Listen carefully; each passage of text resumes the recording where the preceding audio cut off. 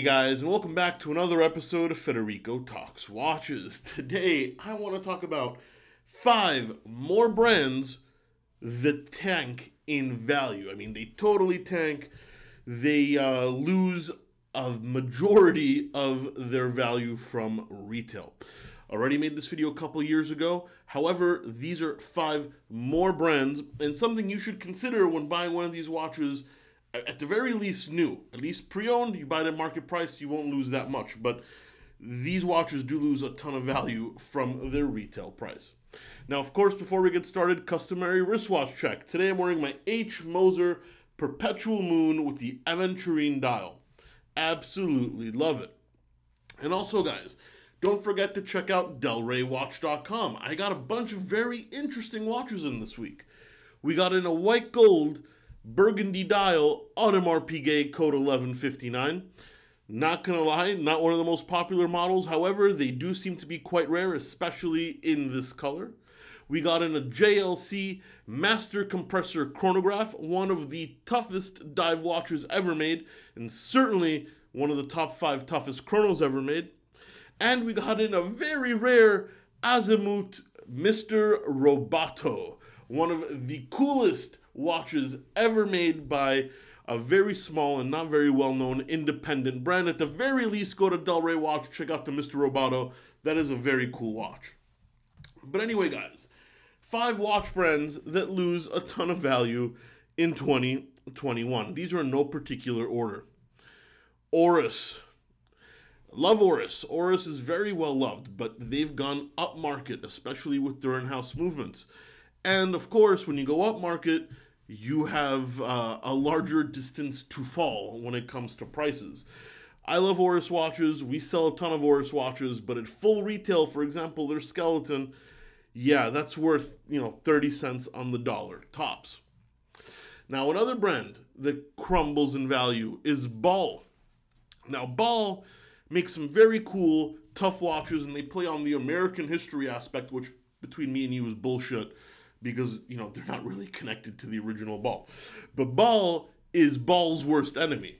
They crumble in price. I mean, I won't even buy a Ball for $500-600 just because I can't resell it. Not that the watch is bad, it's just, it's tough. But their brand dumps their own product. And, I'm not going to mention any names, but the president of Ball USA is also a very well-known gray marketer. So they're not really protecting the brand as much as dumping the living shit out of it and making sure it's worth pennies on the dollar. If you're going to buy Ball, which I recommend Ball, I think they're great watches, buy them pre-owned. Don't get absolutely hosed by buying it new. Tag Heuer, a brand that is, very prestigious and vintage, kind of killed itself in the 90s and now is definitely coming back.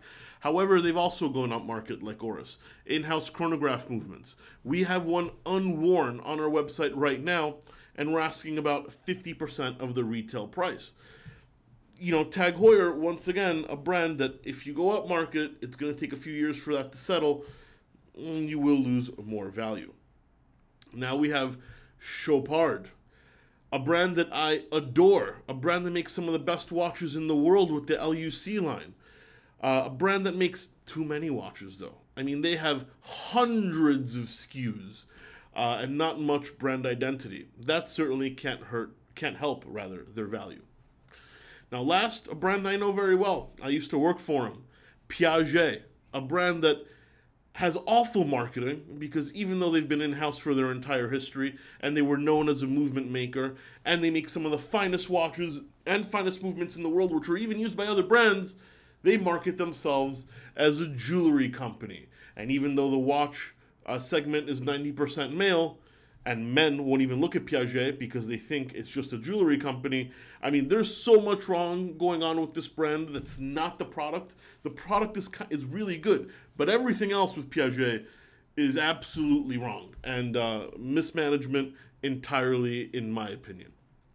Anyway, guys, those are 5 brands that lose a ton of value in 2021. This might be a good opportunity for you, if you like these brands, to get a massive discount. Anyway, guys, that's it for today. Thanks so much for watching. Don't forget to give this video a thumbs up. If you enjoyed it, it really does help. Don't forget to subscribe. Thank you so much, and I'll catch you in the next one. Take care.